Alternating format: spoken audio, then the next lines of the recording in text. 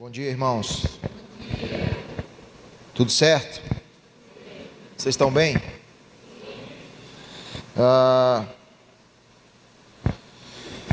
Queria só enfatizar a alegria do nosso coração em estar aqui, poder cooperar com o que Deus está fazendo nessa casa. Eu gosto muito de ambientes como esse, não é? Ambientes de instrução, onde a presença de Deus tem liberdade de fluir. Então eu fico muito animado em participar de ambientes como esse e cooperar, não é? Cooperar com o que está sendo dito. Eu quero enfatizar que eu não estou aqui para falar nada novo. Talvez a minha função aqui é como a de um construtor que vai cooperar numa construção que já está em andamento. Então eu quero colocar só mais algumas, como a gente fala lá no Maranhão, umas fieirinhas de tijolo na construção que já está sendo feita. Amém? Nós começamos falando ontem à noite. Deixa só eu falar de alguns materiais que nós trouxemos ali. Ontem eu falei de 3 livros: A Eterna Identidade da Igreja, Babilônia, a Prostituta Disfarçada de Noiva e O Perigo da Igreja Sob Medida. Hoje eu quero falar de outros materiais que nós trouxemos, lembrando que toda a venda desse material tem um propósito específico de ajudar nos projetos que a gente tem desenvolvido lá, né? Eu estou aqui com um livreto chamado O Verbo se fez carne, o Deus encarnado e o seu impacto na humanidade. Esse livreto é muito forte, não é? Eu fiz ele intencionalmente para que você pudesse ler ele rapidinho, assim, né? Você vai ler sentando numa sala de espera num consultório, por exemplo. Você vai ler ele rapidamente. Mas um dia alguém me falou assim: pastor, a gente se engana quando olha esse livreto, porque vê um livreto e não imagina que a mensagem é tão profunda, não é? Então eu queria te incentivar a passar depois ali, dar uma olhada nesse livreto. Ele é muito forte. Nós temos uma rede de cuidado pastoral, uma rede de relacionamento pastoral, e todo ano a gente faz algumas devocionais para que esses pastores trabalhem nas suas igrejas locais, nas suas salas de oração, enfim. E esse ano nós lançamos esse livreto também de uma devocional, não é? Nossa, que paz, gente. Melhorou, né? Por favor. Esse livreto nós lançamos esse ano, aliás, no ano passado, no nosso retiro de pastores.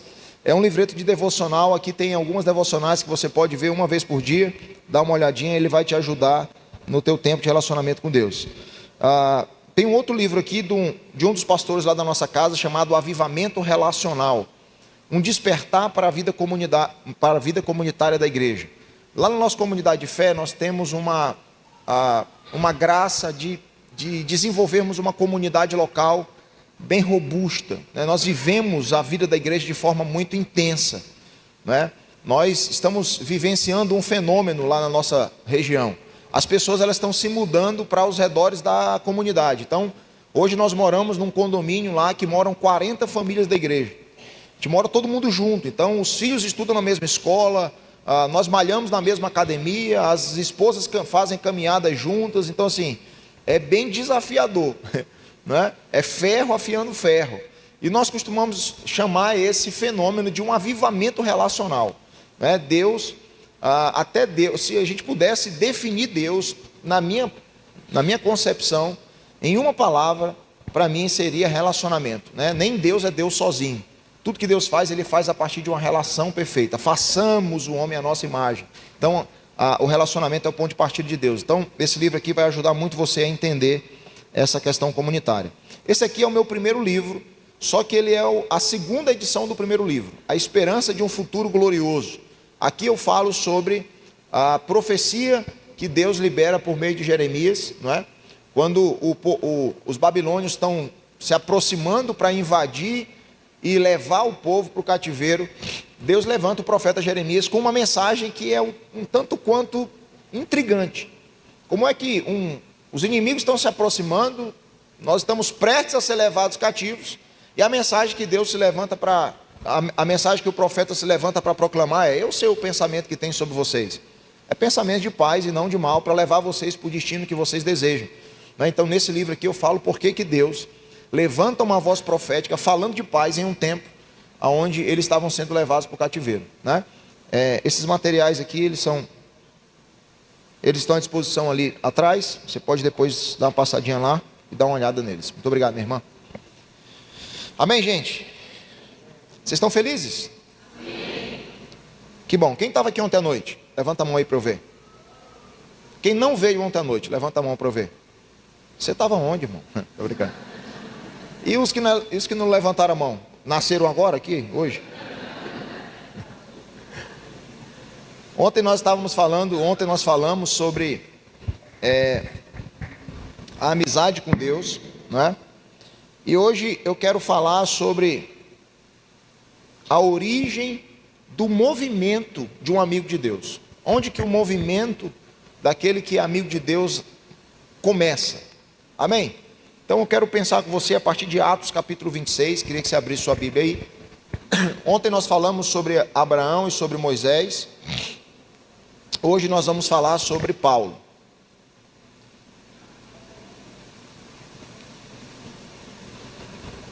Atos capítulo 26.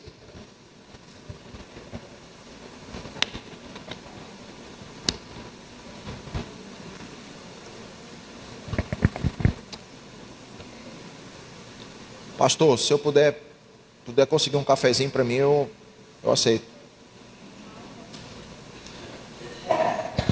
Amém, gente? Vocês acharam?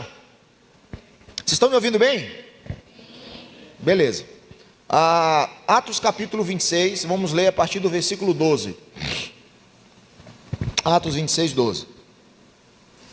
Diz assim, ó. Em uma dessas viagens, você achou aí, amém? Beleza, eu estou lendo na versão NVI, tá? Diz assim, ó. Em uma dessas viagens, ia rumo a Damasco, com autorização e permissão do chefe dos sacerdotes. Por volta do meio-dia, ó rei, estando eu a caminho, vi uma luz do céu, mais resplandecente do que o sol, brilhando ao meu redor e ao redor daqueles que iam comigo. Todos caímos por terra. Então ouvi uma voz que me dizia em língua hebraica: Saulo, Saulo, por que você me persegue? Resistir ao aguilhão só trará dor a você. Então perguntei: quem és tu, Senhor? O Senhor respondeu: eu sou Jesus, a quem você persegue. Agora levante-se, fique de pé. Eu apareci para constituí-lo servo e testemunha do que viu a meu respeito e do que mostrarei a você. Eu o livrarei do seu próprio povo e dos gentios aos quais eu o envio, para abrir-lhes os olhos e convertê-los das trevas para a luz, do poder de Satanás para Deus, a fim de que recebam o perdão dos pecados e a herança entre os que são santificados pela fé em mim. Verso 19, eu quero que você dê agora a sua atenção para esse versículo. Assim, rei Agripa, não fui desobediente à visão celestial. Amém? Vamos orar? Pai, aqui está a tua palavra. Nós estamos aqui completamente rendidos diante do Senhor. Estamos vulneráveis à tua voz. Nós queremos dizer sim e amém para tudo aquilo que o Senhor tem para liberar sobre nós nessa manhã por meio das Escrituras. Nós estamos famintos, nós estamos disponíveis para ouvir a tua voz, que a tua palavra possa ecoar dentro de nós nessa manhã, em nome de Jesus. Amém, irmãos? Queridos, esses últimos anos eu tenho me dedicado muito a observar alguns movimentos. E a primeira coisa que eu observo em um movimento é a sua origem, não é? É a sua origem. Eu costumo definir o movimento como verdadeiro quando eu descubro a sua origem, não é? Eu não sou muito, apesar de ser muito quebrantado, mas eu não sou muito emocionado. Então, eu fico com uns 2 pés atrás quando eu vejo um movimento novo surgindo que eu não conheço a sua origem, não é? Então eu sempre vou tentar descobrir a origem do movimento para eu tentar testificar a sua veracidade, não é?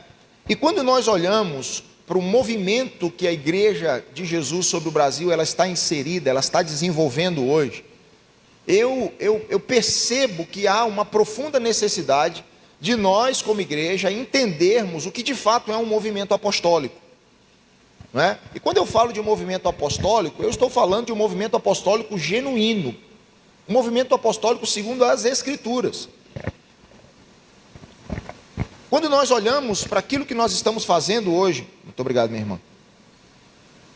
Quando nós olhamos para aquilo que nós estamos fazendo hoje, a primeira pergunta que deve surgir é: onde isso começou? Onde é que é a sua origem?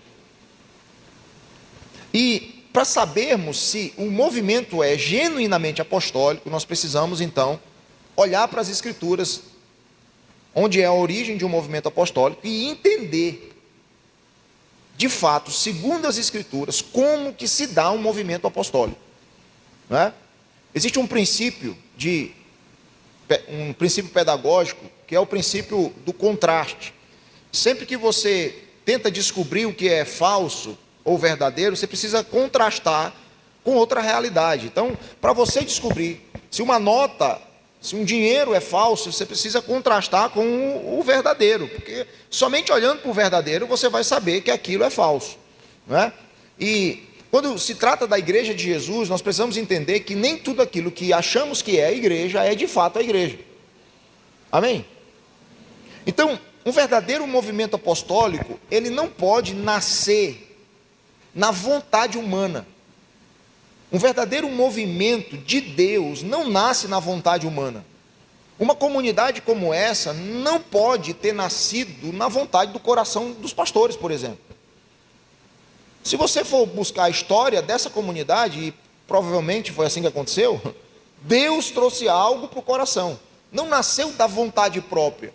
Dificilmente você vai conversar com alguém que vive o que vocês estão vivendo hoje, e o cara vai dizer assim: não, isso aqui foi tudo planejado.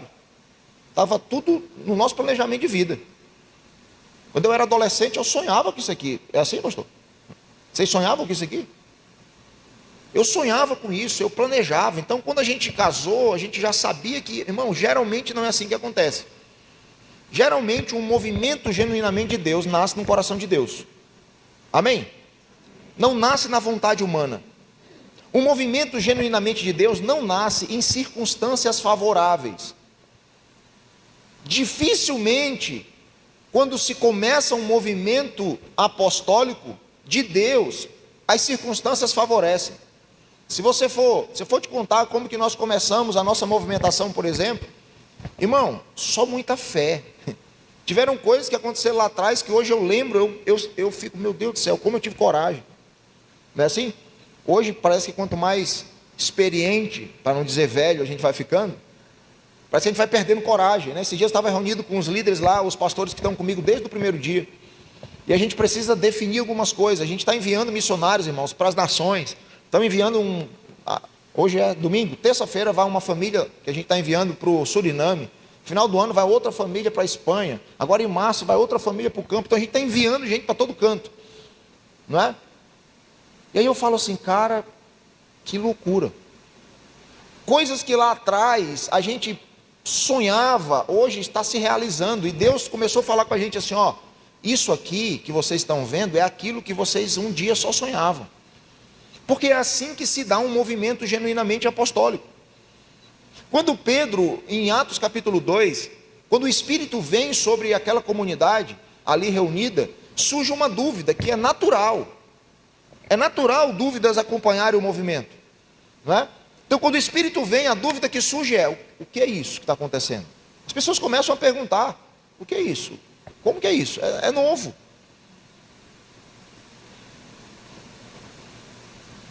E essa dúvida, diante dessa dúvida, Pedro se levanta e começa então a trazer clareza. Como que Pedro faz? Pedro usa as Escrituras para trazer clareza sobre um movimento que estava surgindo ali. Aí ele fala assim, ó, isso que os olhos de vocês estão vendo é aquilo que antes os ouvidos de vocês ouviam falar. Como estão entendendo isso? Geralmente, irmãos, quando o movimento surge de circunstâncias que são favoráveis, é um movimento previsível.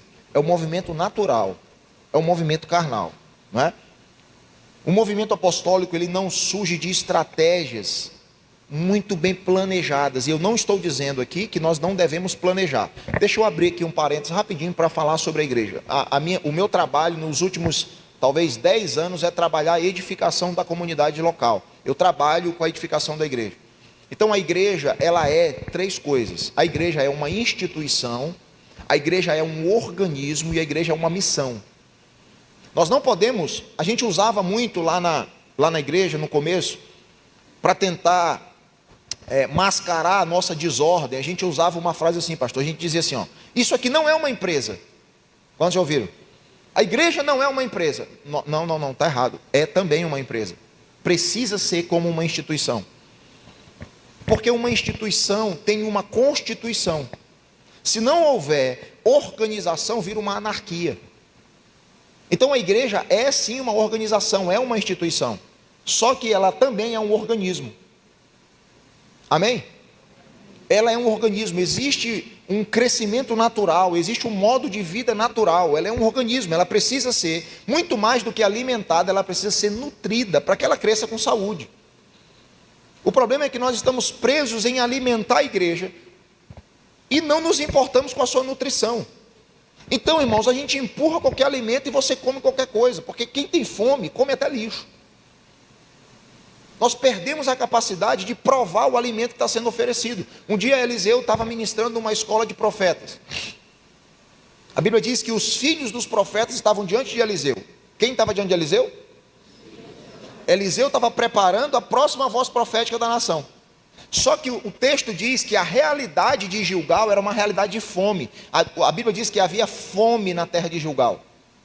Aí Eliseu, diante dos filhos dos profetas, ele percebe a realidade de fome. Então ele dá uma ordem para um dos seus servos: vai no campo, busca alimento para a gente alimentar esse povo. O texto diz que quem sai para ir no campo é um dos filhos dos profetas. Aquele que saiu do banco para ir para o campo não deveria ter saído do banco. E qual é o problema disso? É que ele traz um alimento, por não ter experiência para discernir o que era bom e o que não era bom, ele traz um alimento, faz um ensopado, e aí alguém vai provar esse ensopado. E você sabe a história. O que ele faz? Ele denuncia a contaminação do alimento.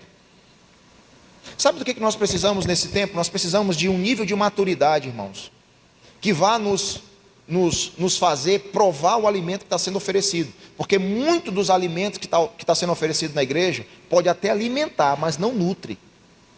Irmão, meu filho de 6 anos de idade, se ele tiver com fome, eu der um Cheetos para ele, a fome dele passa. Mas um Cheetos não pode nutrir. Em um Cheetos não contém nutrientes que vão cooperar com o crescimento saudável do meu filho. Você concorda comigo? Assim é a igreja. Então, alguém se levanta para denunciar o alimento. Só que essa denúncia não é feita de forma pessoal. Ele não levanta e fala assim: ô filho do Satanás, endemoniado, tem morte na panela. Não. O que ele fala? Como ele fala? Homem de Deus, tem morte aqui nessa panela. Presta atenção. Ele está dizendo assim: olha só, a nossa questão aqui não é pessoal. Não é que eu acho que você é mau. Eu não estou dizendo que você é filho do cão. Você é um homem de Deus. O problema é que o alimento que você está oferecendo, contém veneno. Ele está contaminado. Nós descobrimos um sistema de defesa. Quando alguém confronta o nosso alimento, a gente faz o quê? Ele não gosta de mim. Não, eu te amo. Não tem nada a ver com a nossa relação. Você entende que a gente precisa chegar num nível de maturidade onde a gente vai poder olhar um para o outro em uma comunidade local saudável e dizer assim: não, pastor, aqui eu acho que a gente está errando, aqui eu acho que está contaminado, aqui eu acho que não está saudável, aqui não está sendo nutrido, apesar de estar sendo alimentado. Você entende isso, irmão? Então, um movimento genuinamente apostólico não pode nascer nas estratégias humanas. Não pode nascer. Não pode nascer nos planejamentos humanos, apesar de nós podermos planejar. Mas nós precisamos entender que o movimento genuinamente apostólico vem das respostas divinas. A Bíblia diz que nós podemos planejar, mas nós precisamos esperar a resposta do Senhor. Amém, gente? Então, se o movimento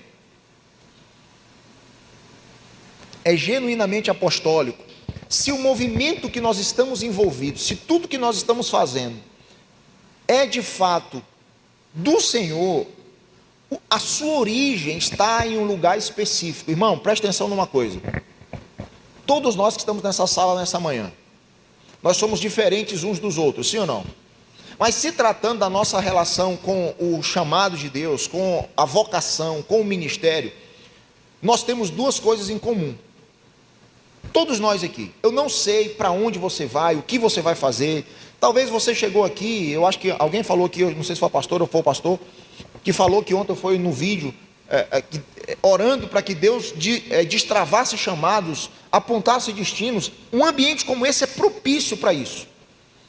Talvez alguns de vocês chegaram aqui totalmente perdidos, estão saindo daqui totalmente orientados. Então talvez você vá para um lugar que eu não vou. Você vai tocar em lugares que eu não vou tocar. Você vai pisar em lugares que eu não vou pisar. Você vai desenvolver serviços que eu não vou desenvolver. Então, eu não sei para onde vai, o que você vai fazer, mas duas coisas nós precisamos ter em comum. Primeiro, precisamos ter em comum o nosso ponto de partida, a nossa origem.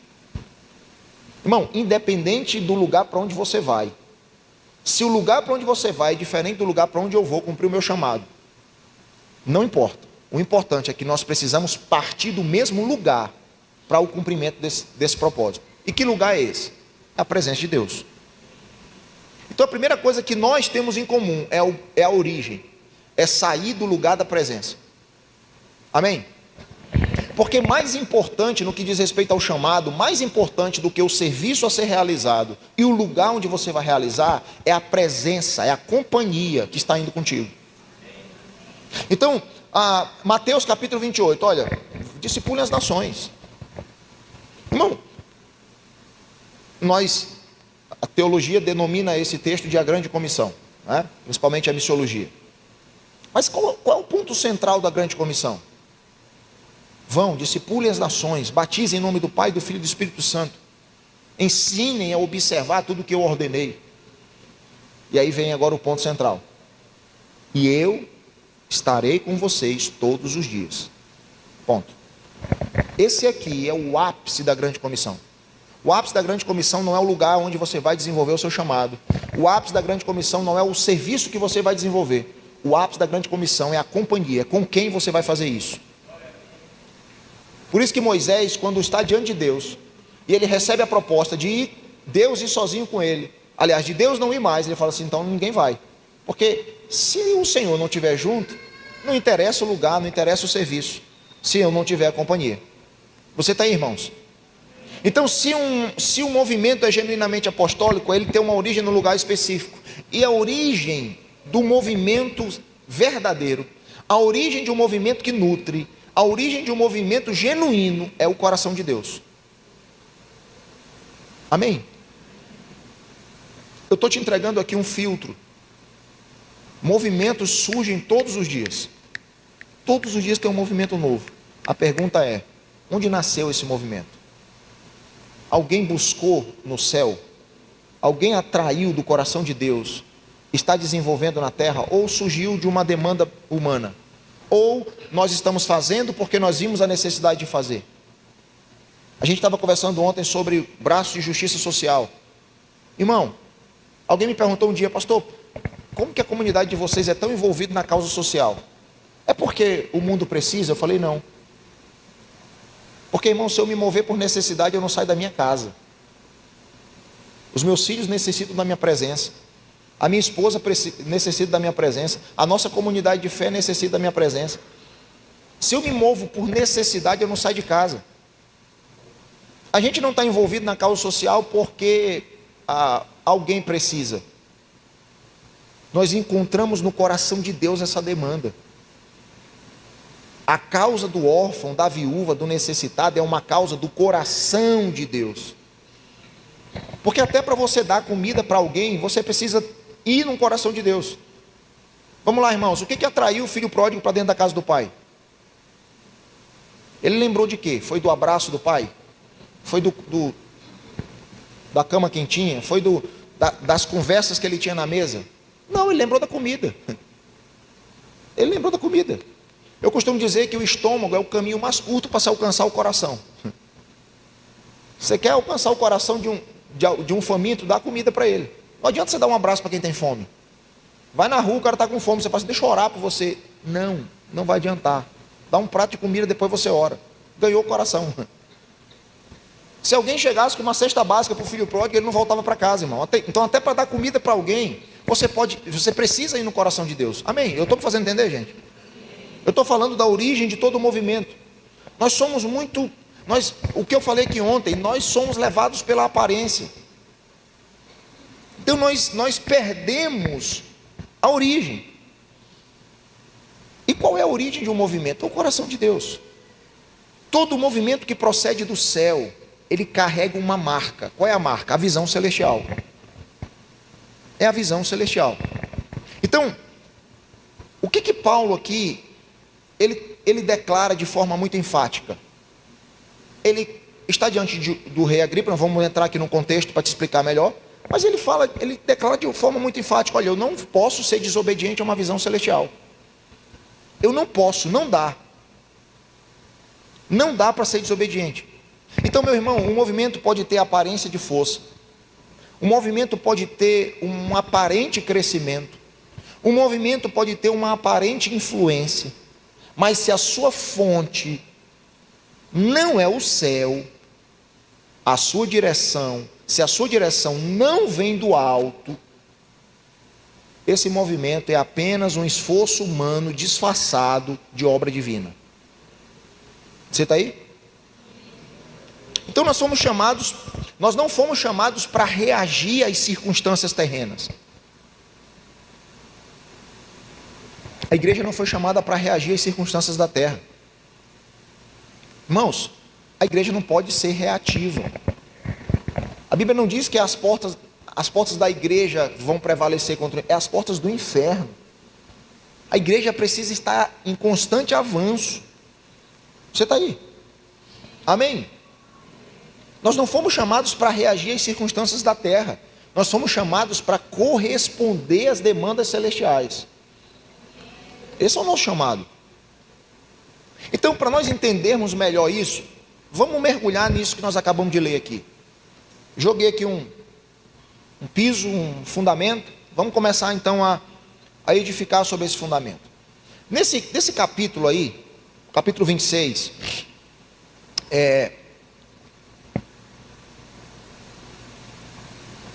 você vê Paulo diante de uma autoridade política. Paulo aqui, ele está diante do rei Agripa, mais precisamente Agripa II, não é? Agripa, ele era uma figura política, ele não era um líder religioso.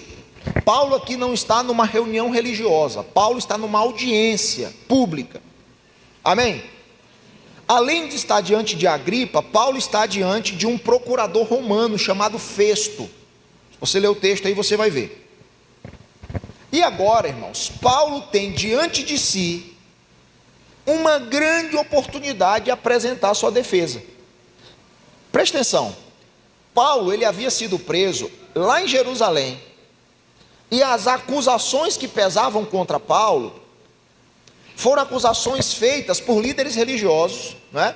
Os líderes religiosos da época estavam denunciando Paulo de profanar o templo de Deus.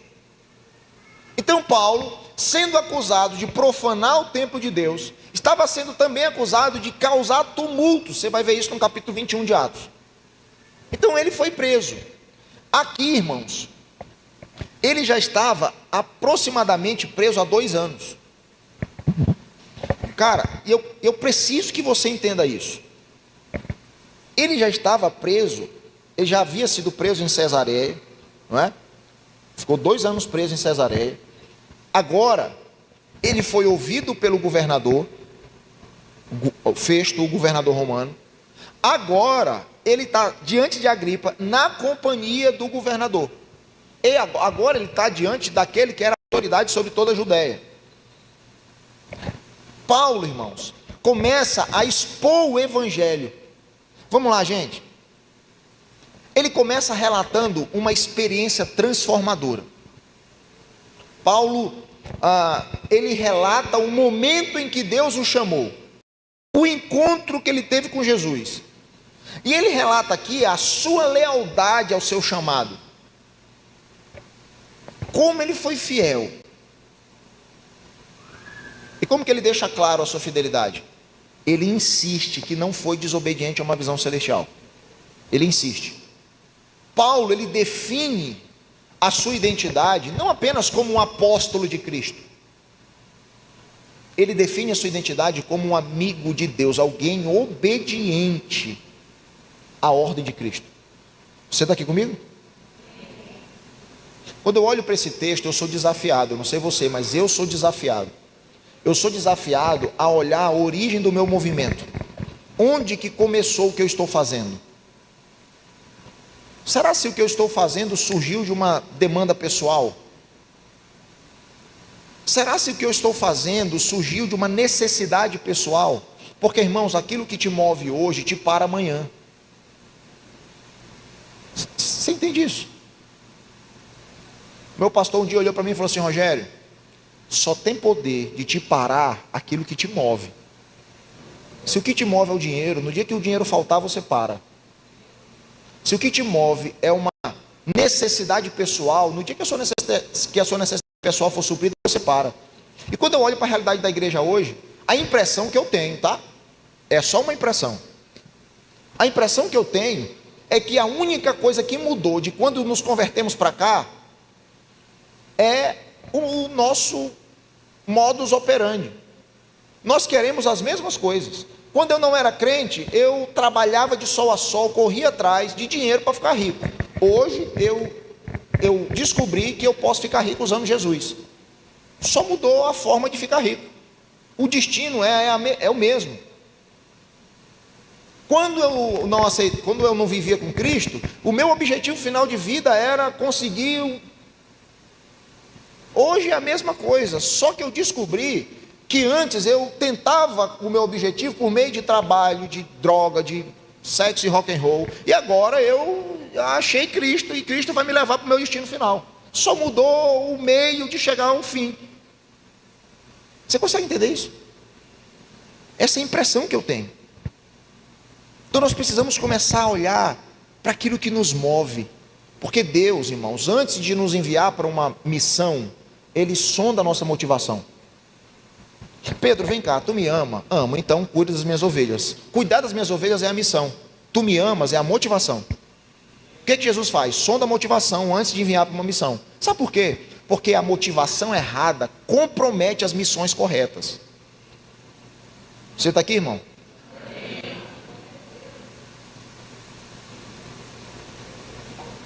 Você lembra de Davi quando chegou diante de Golias? Davi chegou diante de Golias. Está lá o gigante, Davi chegou aqui. Qual foi a primeira coisa que Davi perguntou? Vamos lá, você é crente? A primeira coisa que ele falou foi assim, ó: quem derrotar aquele gigante ali ganha o quê? Alguém falou assim: ganha a filha do rei para casar e não paga mais imposto sobre Israel. Ele sai de onde ele estava, encontra um outro grupo, ele faz a mesma pergunta.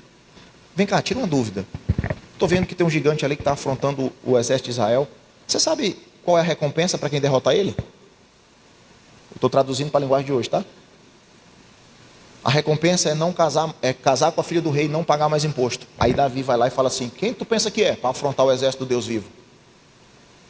Davi está... O que move Davi é o zelo pela casa de Deus, pelo exército de Deus. Davi estava muito interessado na recompensa. Muito provavelmente Davi é movido pelo interesse pela recompensa e não pelo zelo pelo povo de Deus. O que move Davi? Filha do rei, riqueza. O que derruba Davi lá na frente?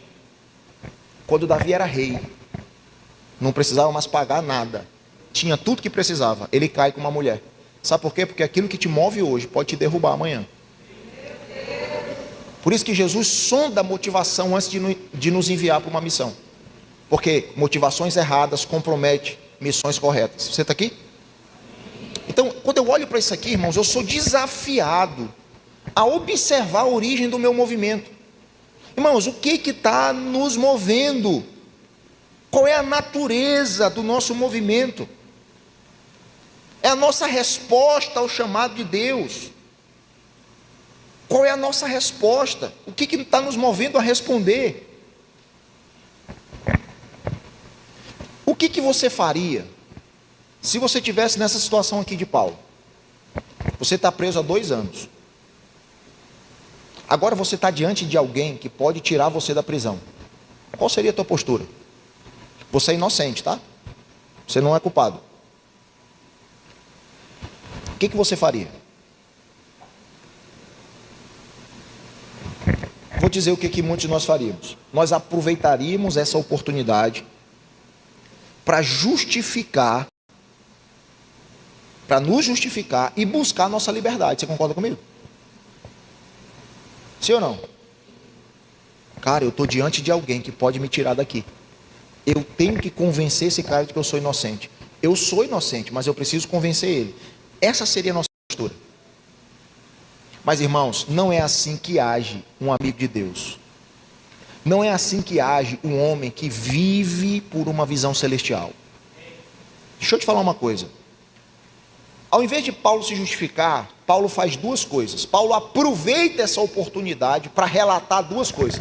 Paulo deixa 2 coisas muito claras diante de Agripa. A primeira é a sua conversão.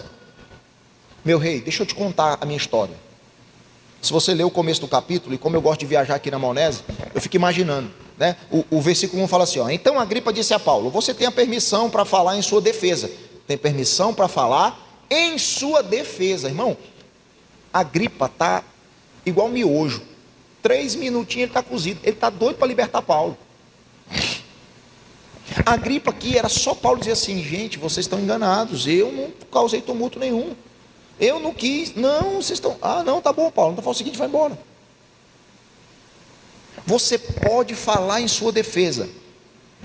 A seguir, Paulo fez um sinal com a mão e começou a defender-se. Aí eu imagino a cena: Paulo sentado algemado. Agripa fala assim: Paulo, você agora tem a oportunidade de apresentar a sua defesa. Paulo olha para Agripa, levanta e começa a apresentar aquilo que deveria ser sua defesa. Ele começa a dizer assim: meu rei, deixa eu te contar uma história. Um dia eu estava vindo. Ele começa a relatar uma experiência. Ele começa a relatar um encontro. Se eu sou advogado de Paulo, moço, te cala, tu está piorando a situação.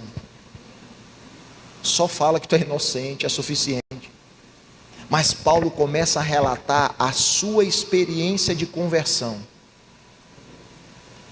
Além de relatar a experiência de conversão, Paulo deixa claro qual era a sua missão. Então Paulo está diante de uma autoridade política, ele está dizendo assim: deixa eu te contar como foi que eu cheguei até aqui e o que eu estou fazendo aqui. Deixa eu te contar como eu me converti e qual é a minha missão. Irmãos, ele fala especialmente do momento onde ele viu Jesus glorificado no caminho de Damasco. E segundo Paulo, essa não foi apenas uma visão extraordinária. Essa foi uma comissão direta do Cristo ressurreto. Você está aí? Paulo está dizendo assim: deixa eu te falar, eu não só encontrei com ele, mas ele me comissionou. Eu não só tive uma visão, mas dessa visão nasceu a minha missão. Paulo está falando aqui da origem do seu movimento. Paulo está dizendo assim: eu não, meu rei, como eu queria me defender e ir para casa. O problema é que não dá mais. O problema é que eu não posso mais fazer isso. Sabe por quê? Porque a partir do momento em que eu tive uma visão celestial e fui comissionado por ela, eu já não vivo mais para mim. Eu já não vivo mais para fazer o que eu quero. Eu já não vivo mais para fazer o que eu acho que é melhor para mim. Eu acho que o melhor para mim agora é ir para casa, mas eu não vivo mais para fazer o que é melhor para mim. Obrigado pelo seu aleluia, isolado no meio da multidão. Você entende isso, irmão? Sabe, hoje de manhã eu amanheci o dia com a minha esposa me mandando foto e vídeo da galera lá em casa. Irmão, domingo de manhã lá em casa é uma festa. Nosso culto lá começa às 9h30. 6 horas da manhã Alexa, tocar louvor. Pronto, começa a confusão. Alexa acorda todo mundo. E quem chora, chora. Quem dorme, dorme. Quem pula, pula. Quem banha, banha. E é confusão. E isso para mim é maravilhoso.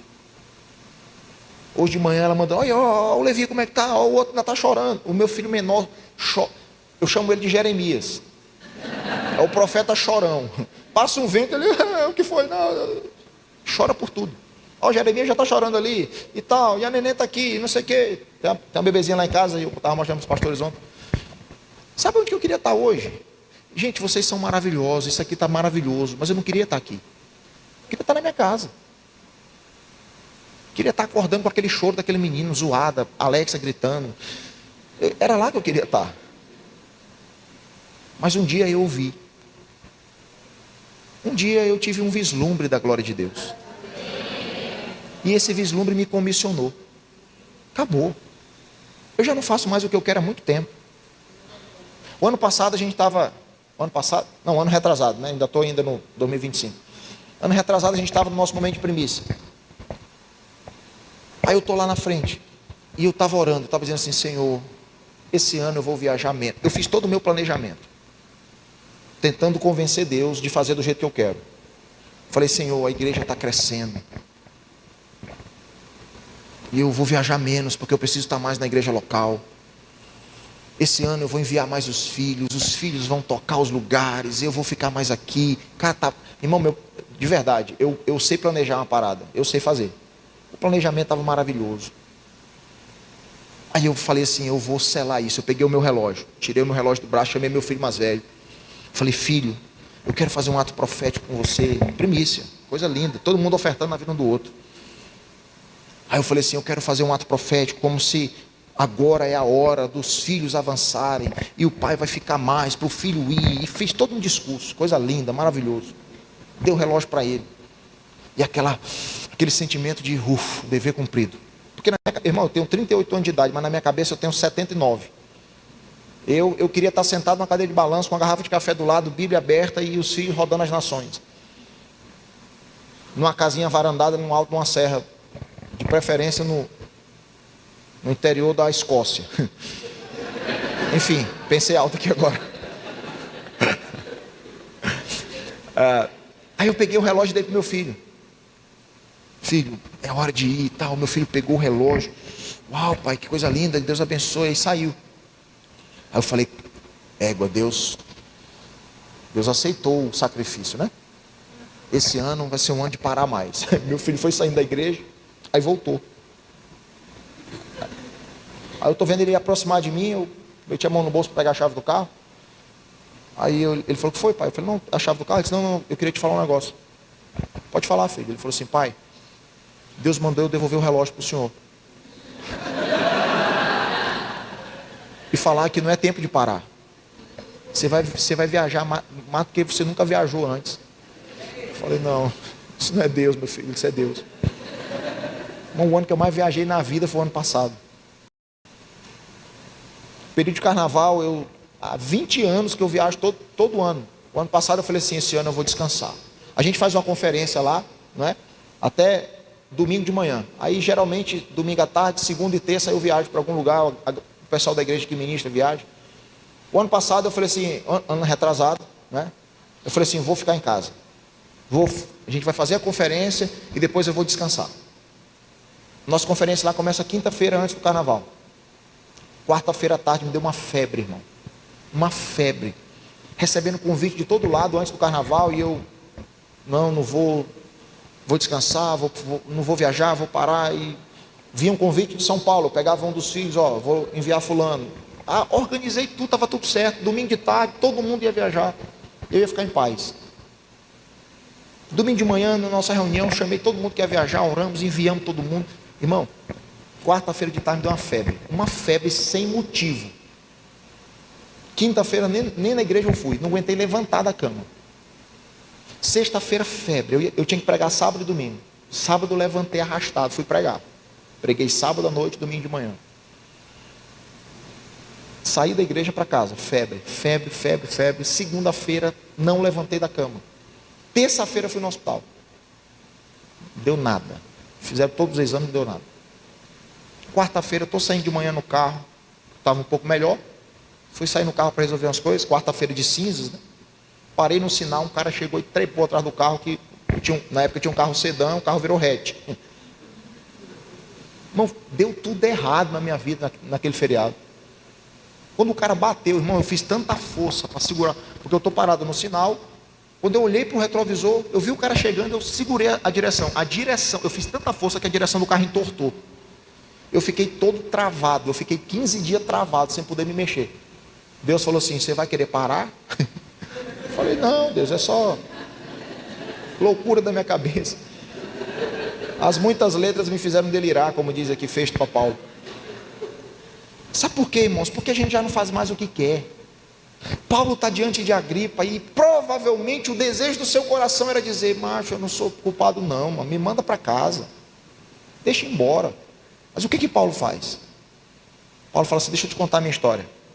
Eu estava indo para Damasco e eu encontrei com ele. Estava indo de boa, estava tudo certo, eu estava debaixo de autoridade. Eu recebi autorização para poder ir. Estava tudo certo, meu rei. Mas aí eu vi uma luz que veio do céu. E essa luz veio acompanhada de uma voz. E essa voz, ela me comissionou. Então não dá mais para viver como eu quero. Paulo começa a mostrar que a sua missão, a missão da sua vida, teve início a partir de um encontro transformador com Cristo ressurreto. Você está aí, irmãos? E a pergunta que eu faço é: onde surgiu o teu movimento? Qual é a origem do teu movimento? Qual é a origem? Porque o movimento que surge no teu próprio coração, ele pode até tocar a terra, mas ele não toca o céu. Ele pode até transformar a terra. Irmão, para você dar comida para morador de rua, você não precisa ser crente. Eu conheço gente que não é crente, que faz uma obra social muito melhor do que muitas igrejas. Para você cuidar da necessidade, você não precisa amar Jesus não. Você só precisa ser humano. Onde está surgindo os nossos movimentos? Então Paulo mostra que essa experiência com a manifestação do céu, não foi apenas um momento de conversão. Irmão, ele marcou sobretudo o ponto de partida da sua missão. Paulo está dizendo assim: a minha missão começou com um encontro. Tudo que eu estou vivendo, ó rei, começou porque eu tive um encontro com ele. Cara, que doideira isso. Então, a partir desse encontro, a vida de Paulo tomou um outro rumo. Tudo que ele viu, tudo que ele viveu, tudo que ele realizou, não nasceu de uma vida comum, não nasceu de uma vida limitada às realidades da terra. Não, irmãos. A origem da sua caminhada, a origem de sua transformação, de sua missão, ela estava no céu. O seu ministério foi impulsionado por uma visão celestial. Você está entendendo isso? Eu estou me fazendo entender, gente? Não foi uma lembrança do Cristo histórico. Paulo não estava no cavalo e disse assim: rapaz, passou um homem por aqui que marcou essa terra. Não foi uma lembrança. Não foi, ele não leu no livro a história de um profeta que veio, marcou aquela. Não foi a lembrança de um Cristo, foi a aparição gloriosa do Cristo vivo. Paulo teve uma experiência com o homem exaltado que está sentado à destra de Deus. Você tem noção de que o Deus que nós servimos é um homem? Toca na pessoa que está do seu lado, toca nela aí agora, só toca assim, ó. Você tem noção de que o Cristo que servimos é um homem como essa pessoa que está do seu lado, que está sentado à destra de Deus nesse momento agora? noção do que é isso? Paulo teve uma experiência com esse homem, e foi esse Cristo, o homem eterno, celestial, que revelou para Paulo no caminho de Damasco, que se revelou para ele, e isso deu início a uma virada na vida de Paulo, uma vida completamente alinhada à visão celestial. Então Paulo está dizendo para Agripa: tu está entendendo, meu rei, pelo que eu passei, e por que eu não posso deixar de ser fiel a isso? Tu está entendendo por que eu não posso deixar de lado, eu não posso viver do jeito que eu quero? Pô, meu rei, eu queria que você me entendesse, eu queria muito falar o que você quer ouvir, mas não dá, eu tive uma experiência. Aí vem o verso 19, que é o ponto-chave, o ponto de virada aqui nesse discurso. Diante de tamanha revelação, Paulo faz uma declaração: eu não posso ser desobediente, não posso, a essa visão que eu recebi do alto. Deixa eu te falar uma coisa, irmãos, se você está se movendo, se você não está se movendo a partir de uma visão celestial, a sua vida, ela é terrena, a sua vida, ela é natural, a sua vida é previsível.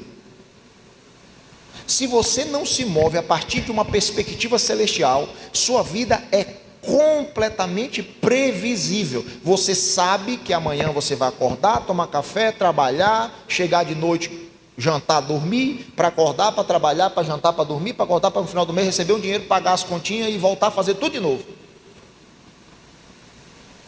É uma vida terrena, sem propósito.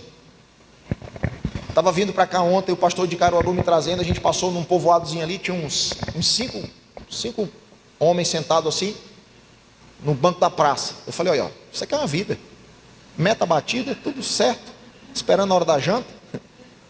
Povoadozinho desse tamanho, aqui ninguém está preocupado em proclamar nada para as nações, em fazer nada para Deus. Aqui vai dormir, acordar, tomar um café, jantar, almoçar, dormir de novo, esperar a hora chegar para poder ir para a eternidade, e lá vão ver o que vai dar. É uma vida previsível, é uma vida natural, e nós estamos trazendo essa realidade para dentro da igreja. Vem aqui domingo, participa de um culto legal, dá uma choradinha de vez em quando, não é? Mas volta para viver como sempre viveu. Você sabe exatamente o que vai acontecer amanhã na sua vida, está tudo programado, tá tudo certo. Quando nós olhamos para cá, nós vemos que a vida de Paulo foi completamente direcionada pelo céu. Você está aí? Essa visão celestial que Paulo se refere aqui é essa teofania na estrada de Damasco, né? E tudo que Deus passou a revelar para ele a partir dali. É muito interessante, porque Paulo começa a modelar a sua vida a partir desse encontro. Esse encontro, ele não teve um caráter meramente místico. Esse encontro não teve um caráter meramente subjetivo.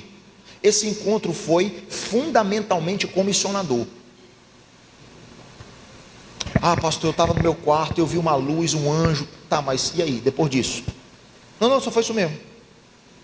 Foi só uma experiência mística. Eu estava na igreja e geralmente quando alguém vem me contar uma visão como essa, e eu acredito em visões, acredito que os dons estão operando até hoje, eu sempre impulsiono para o depois. Tá, mas e aí, a partir daí você vai fazer o quê? Não, só foi uma visão que eu tive. É só uma experiência mística, é só uma experiência subjetiva, mas não é comissionadora. Eu não conheço ninguém que teve um encontro com Jesus que continuou vivendo do mesmo jeito. Ninguém. Se mostrar na Bíblia, eu paro de falar aqui agora. Todo mundo que se encontrou com Jesus ou avançou ou recuou. Do mesmo jeito não ficou. Irmão, ou você avança, se você de fato teve um encontro com Jesus, ou você avança, ou você vai procurar viver outra coisa. Lá na igreja, isso aqui é lá para a nossa comunidade de fé, tá? Eu falo para as pessoas assim: cara, você precisa ser intenso em alguma coisa, nem que seja no pecado. O que não dá é para ficar do jeito que está. A Bíblia fala assim, ó, se você está sujo, se você está limpo, limpe-se mais. Se fosse eu que tivesse escrito, O texto seria assim, ó: se você está limpo, limpe-se mais. Se você está sujo, procure se limpar. Se fosse eu. Mas como não fui eu, o texto está assim, ó: se você está limpo, limpe-se mais. Se você está sujo, suje-se mais. Ele está dizendo assim, ó: seja intenso em tudo que você for fazer. Se for para estar na igreja, seja limpo. Mas se for para estar no pecado, aproveita que o carnaval está chegando, cai na bagaceira. Vá se sujar. Seja intenso. O que não dá é para ser frio, do jeito que você está. Você está entendendo isso, irmão? Você está entendendo isso, irmão? Esse encontro foi comissionador. Então, o comissionamento de um dos apóstolos mais proeminentes das Escrituras não começou numa sala de aula, não começou em um culto de domingo, começou em um encontro com Cristo. Um encontro. Irmãos, mudou a perspectiva, porque segundo a perspectiva natural e terrena, quem era o Saulo? Saulo era um religioso. Saulo era um perseguidor de crente. Estava indo matar crente, irmão. O que Jesus faz? Jesus dá para ele uma nova identidade e comissiona ele para uma nova missão: levar o evangelho para os gentios, abrir os olhos espirituais, libertar os cativos, chamá-los ao arrependimento. Pronto, esse cara foi comissionado. E aí, irmãos, Paulo ele explica para Agripa, vai até que horas o culto? Já era para ter acabado, né? 12h10, só mais 10 minutinhos, pode ser? Tá bom. Então, Paulo ele explica aqui para Agripa que a sua atuação não tem origem nas suas ambições pessoais. Vamos lá, gente, volta para a sala de audiência. A gente vai continuar falando no culto da tarde, tá? Ele está diante de Agripa, em uma audiência pública, ele está sendo julgado. Aí ele fala assim: meu rei, eu não estou fazendo isso porque eu quero. Isso aqui não tem origem nas minhas ambições pessoais. Isso aqui não tem origem no meu desejo próprio. Isso aqui não tem origem nas minhas percepções humanas. Isso aqui tem origem numa revelação vinda do céu. Irmão, ele está dizendo que ele não está se movendo por conta própria. Ele está se movendo por uma ordem divina. Amém? Então aqui, em uma audiência, Paulo não se defende. Ele não se defende. O que ele faz? Ele testemunha. E tem uma diferença entre se defender e testemunhar. Você está aqui comigo? Quem se defende tem um objetivo. Qual o objetivo?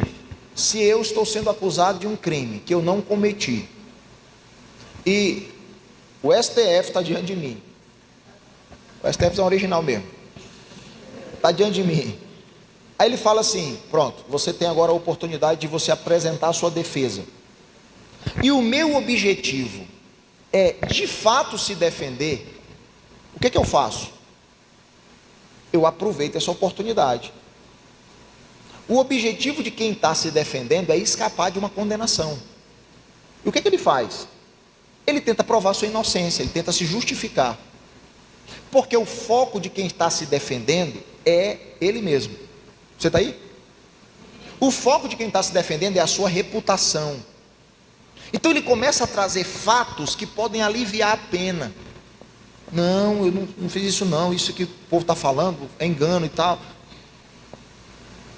Quem está se defendendo usa um tom. Qual é o tom de quem está se defendendo? É uma argumentação jurídica. Ele contrata um advogado, um cara que vai saber falar a linguagem jurídica. Ele traz uma explicação racional. Por quê? Porque ele está querendo apelar para a justiça humana. Não tem ninguém que está se defendendo que fala assim: ó, meritíssimo juiz, é porque o céu, o anjo apareceu. Moço, você está ficando doido, vai logo preso. Ele fala de forma racional. Ele quer convencer alguém. Então, se Paulo tivesse só se defendendo, era só ele enfatizar que ele não era um agitador político. Não, eu não fiz confusão. Eu só estou pregando o evangelho. Eu não estou ameaçando Roma. Nada do que eu falei ameaçou Roma. Era só ele trazer um argumento normal, irmão, claro.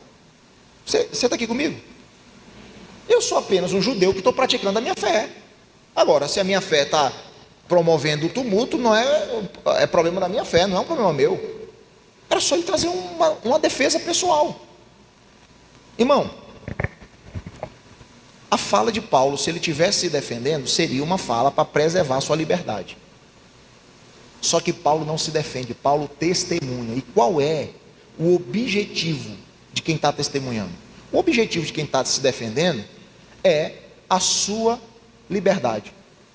O objetivo de quem está testemunhando é anunciar o que Cristo fez. A igreja de Jesus deixou de testemunhar para se defender. Irmão, quando a igreja de Jesus precisa deixar de testemunhar para se defender, tem alguma coisa errada. Não, as acusações que estão vindo, não, é porque o dinheiro que entrou na conta veio e tal. Irmão, quando tu tem que se defender, acabou. Acabou.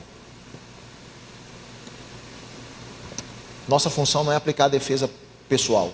Nossa função é testemunhar a respeito do que Cristo fez. Quem testemunha, fala do que Cristo fez, independente do custo. Eu vou falar, eu estou diante de Agripa, eu vou falar do que Cristo fez, independente do que vai acontecer comigo. Ele pode me jogar na prisão para o resto da vida, mas eu não perco a oportunidade de testemunhar. Você está aí? Porque o foco de quem está testemunhando não é a sua própria vida. O foco de quem está testemunhando é o Cristo, é a sua ressurreição, é o seu comissionamento. O tom de quem está testemunhando não é o mesmo tom de quem está se defendendo. O tom de quem está se defendendo é um tom argumentativo. O tom de quem está testemunhando é uma proclamação corajosa, com convicção, mesmo que isso pudesse piorar a sua situação. Você está comigo aqui? Então Paulo não apenas responde às acusações, ele aproveita a ocasião para contar a sua experiência no caminho de Damasco, para contar a sua conversão, para contar a sua missão. Então a diferença central é que quem se defende luta pela causa própria, quem testemunha luta pela causa de Cristo. Diante de Agripa, Paulo não buscou se autopromover. Paulo não buscou salvar-se. Sabe o que Paulo faz? Paulo transforma um tribunal do júri em um púlpito de proclamação do Evangelho. Tem alguma coisa errada com a forma como nós estamos fazendo igreja, irmãos? Ao invés de a gente contratar missionários, nós estamos tendo que contratar advogados para nos defender, cara. Tem alguma coisa errada. A maior preocupação de Paulo aqui não era defender sua própria inocência, era proclamar a obra do Cristo vivo. E para terminar a conversa, Paulo está dizendo que todos naquela sala, inclusive o rei, precisava crer.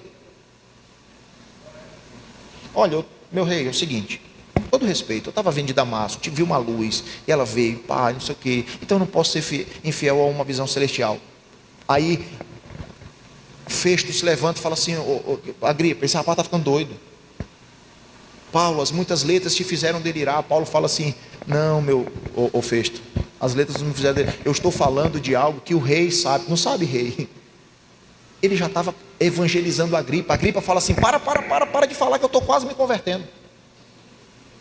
Olha só o texto aqui, ó. Versículo 24. A essa altura Festo interrompeu a defesa de Paulo e disse em alta voz. Festo estava irado: você está louco, Paulo? As muitas letras estão levando você à loucura. Paulo respondeu: não estou louco, excelentíssimo Festo. O que estou dizendo é verdadeiro e de bom senso. O rei está familiarizado. O cara está delatando o rei. ele está entregando o rei, é uma delação premiada. Ele está dizendo assim: o que eu estou falando aqui, o rei sabe. O rei está familiarizado com essas coisas, isso não é novo para ele. Esse rei que nós estamos diante dele tem fome, esse cara está com o coração faminto, eu sei que ele está com o coração faminto. O tribunal virou um púlpito. Esse cara está com o coração faminto. Eu posso falar abertamente, eu não estou contando aqui nenhum segredo. Eu estou certo de que nada disso escapou do seu conhecimento. O meu rei, você sabe de tudo que eu estou falando aqui. Você sabe que eu me encontrei com ele na estrada de Damasco. Você sabe a experiência que eu tive. Você sabe de tudo isso. Nada passou em um lugar qualquer. Ele está falando com quem? Com Festo. Aí ele se volta para Agripa. Versículo 27. Rei Agripa, você crê nos profetas? Eu sei que você crê. Olha para a Bíblia, irmão. Você crê nos profetas? Eu sei que você crê. Eu estou conseguindo ver seu coração. Eu estou conseguindo ver a fome que está aí dentro. Esse cara abre mão de apresentar a defesa em causa própria e começa a explanar o ministério, o evangelho, o mistério do evangelho. Verso 28, então Agripa disse a Paulo: por um pouco não me convence de tornar-me cristão. Para de falar, porque senão eu me converto.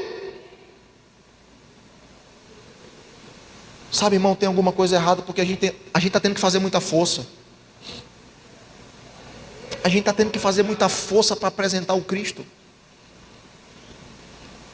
E a impressão que eu tenho que no Brasil a igreja está perdendo terreno. Está perdendo terreno porque ao invés da gente levantar missionários para tocar as nações, nós estamos tendo que contratar advogado para defender a nossa causa. Não, porque nós seríamos perseguidos, mas é por causa do evangelho e não por causa do nosso mau caráter. Não, o que está acontecendo agora é porque envolvimento com falcatrua. Não, é porque a Bíblia diz que nós vamos ser perseguidos. Não. Você não está sendo perseguido por causa do evangelho. Você está sendo perseguido porque tem movimento na sua conta bancária que não condiz com a realidade da sua igreja. Você está entendendo isso?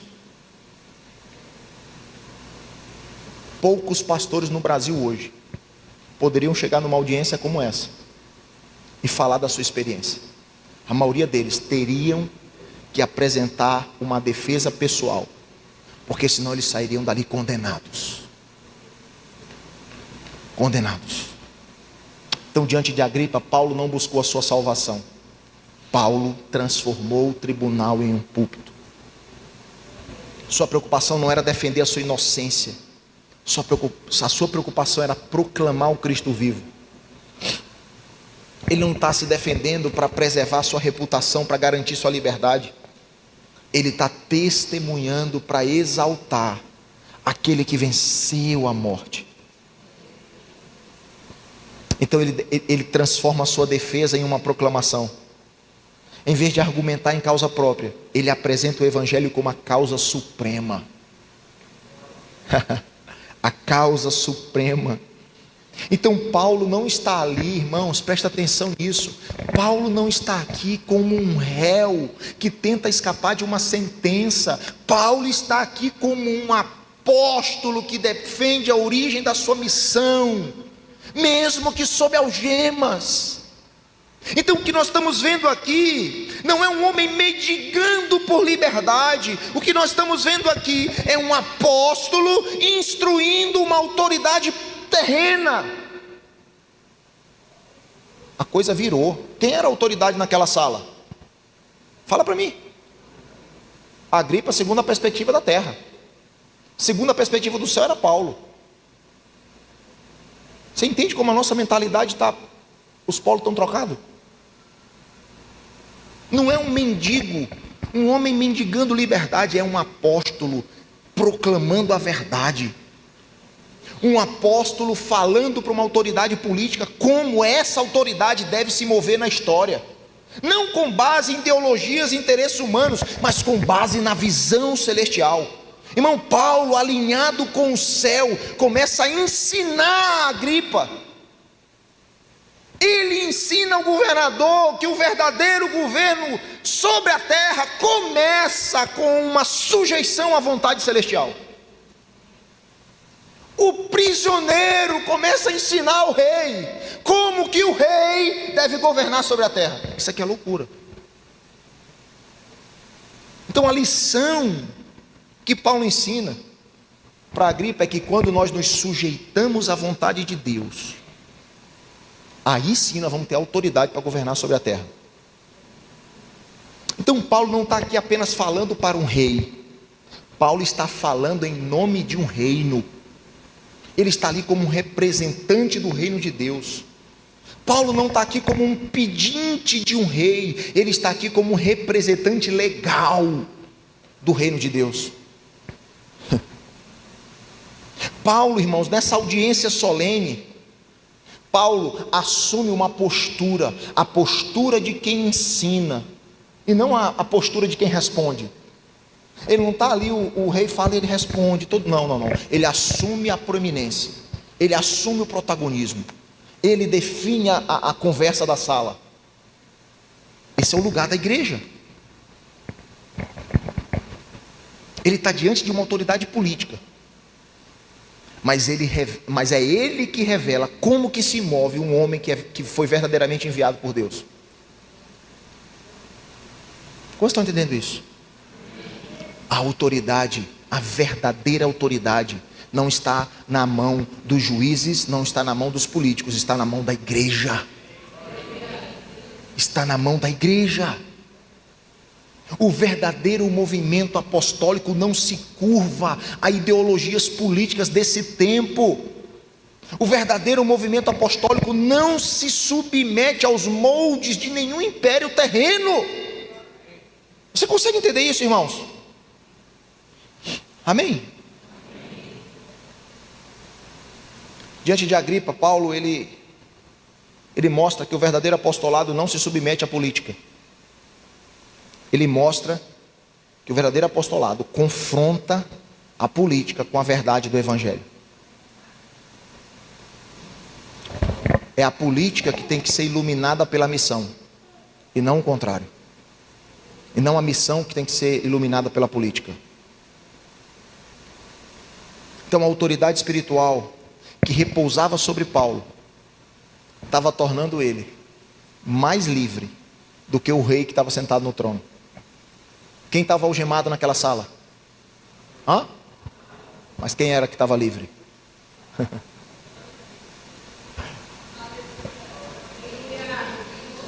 Apesar de estar algemado, ele estava mais livre do que o rei sem algemas sentado no trono. Você está aí?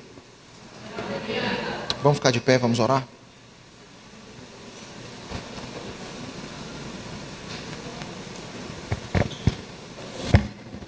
Jesus.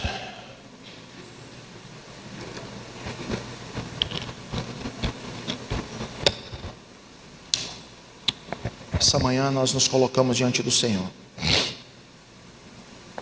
como amigos que desejam uma profunda amizade contigo. Olhamos para Ti e desejamos a Tua presença. Nós clamamos por um revestimento do alto. Clamamos por uma manifestação do céu. Clamamos para que o Teu Espírito, que tem liberdade de fluir aqui, possa conduzir as nossas vidas. Oro para que essa palavra encontre no nosso coração uma boa terra. Que essa boa terra possa germinar e frutificar, e os frutos apareçam para a glória do Teu nome, em nome de Jesus.